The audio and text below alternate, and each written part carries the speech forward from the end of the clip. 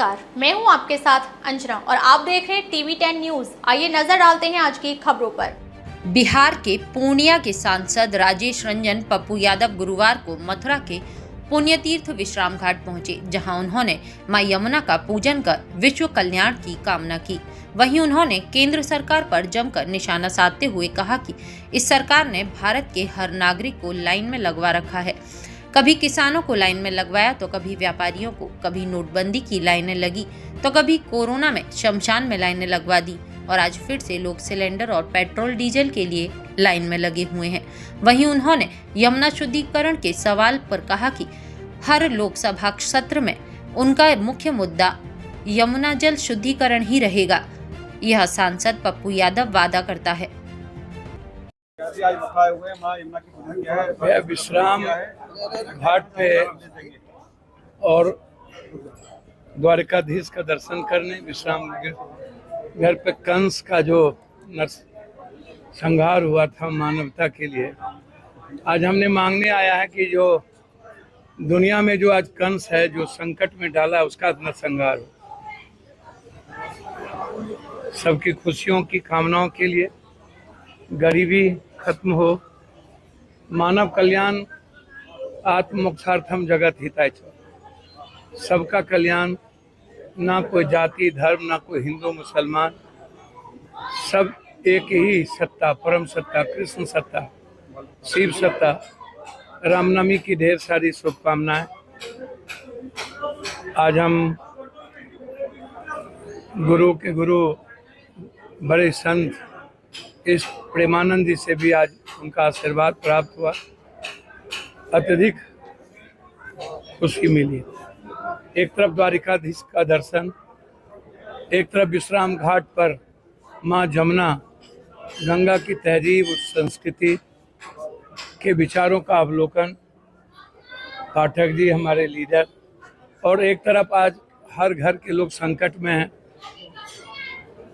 उसके लिए, उसकी खुशियों के लिए आशीर्वाद। जी, युद्ध तो अविलंब रुकने की जरूरत है। 24 दिन के बाद जो विश्व गुरु और 56 इंच का सीना कहते थे, कहाँ चले गए विश्व गुरु? क्या हुआ?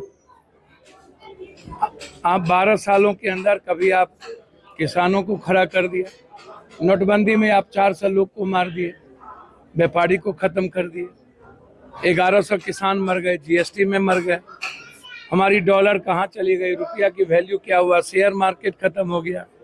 फिर कोरोना में आपने लाखों लोगों को मरवा दिया, शमशान में लाइन लगवा दिए, आप बच्चों को लाइन लगवा दिए, बेरोजगारों को लाइन लगवा दिए, 2 करोड़ नौकरी खत्म हो गई। तो हमारे भारत में लाइन लगाने की पद्धति, और अब बेटी माँ बहनों को किचन में लाइन लगवा रहे हैं। दवाई महंगी हो गई, डीजल महंगा हो गया। इस संकट कैसे पैदा हुआ? आप इजराइल गए थे, कुछ बोले नहीं। पारजक एक सन की जो एप्स्टीन के राजा बने हुए हैं, जिन्होंने ना जाने कितने बच्चियों के साथ बलात्कार किया, ऐसा सन की पूरी मानवता के लिए खतरा बन गया हो, और हम रूस और ईरान जैसे अच्छे दोस्त को हम छोड़ दें, और 24 दिन के बाद आप दया की भीख मांगे। कि नेता लोगों की तो चांदी हो जाती है, नेता लोगों को तो दिक्कत नहीं होता है, लेकिन गरीब आम आदमी, लोअर क्लास के आदमी, मिडिल क्लास के आदमी, बिना किसी जात धर्म के, उन लोगों की जिंदगी तो खत्म हो जाती है।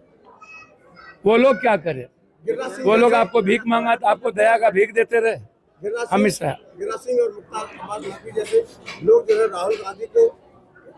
अब हमको एक बात छोड़िए भैया, एक बात बताइए, किन लोगों का नाम ले रहे हैं? रोपिएगा बबूल, खाइएगा खजूर, और गोबर पर आप घी डालिएगा तो बहक किसकी आएगी? आलोचना छोड़िए। राहुल गांधी संघर्ष के और मरने के प्रतीक हैं, लड़ने के प्रतीक हैं।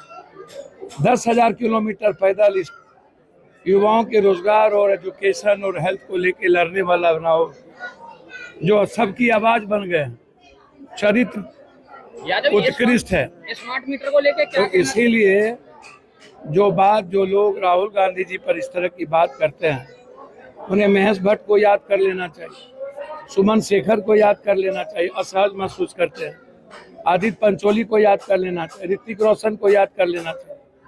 और जिनका नाम आप लिए हम नाम नहीं लेना चाहते हैं, बिना पेंदी के लोटा हैं ये लोग। प्राइम मिनिस्टर का भी इस देश में सम्मान हो, राहुल जी का भी, किसी पर व्यक्तिगत आलोचना करने की कोई जरूरत नहीं है। 12 सालों में आपने क्या किया? भारत से भीख मांग करके और इमोशनल ब्लैकमेलिंग किया, और भारत की जनता को आपने इकोनॉमिकल समाप्त कर दिया, बेरोजगार हाथ कर दिया, किसान का को बर्बाद कर दिया अमेरिका से डील करके। एप्स्टीन में बोलिए ना क्या हुआ। तो इसलिए स्मार्ट मीटर का कोई मीनिंग है, उसको तो तुरंत खत्म करने की जरूरत है। यह तो शोषण है, और हमने पाठक जी को कहा है भैया ये पप्पू यादव उठाएगा, ये मैं वादा करता हूं। जब तक जमुना की सफाई नहीं होगी, पप्पू यादव लोकसभा हर बजट में पप्पू यादव का एक मुद्दा होगा। अब तक के लिए बस इतना ही, फिर मिलते हैं अन्य खबरों के साथ। मुझे दीजिए इजाजत। अपने आसपास की खबरों को देखने और हमारे साथ जुड़ने के लिए हमारी खबरों को लाइक करें, कमेंट करें, चैनल को सब्सक्राइब करें, हमारे फेसबुक पेज को फॉलो अवश्य करें। धन्यवाद।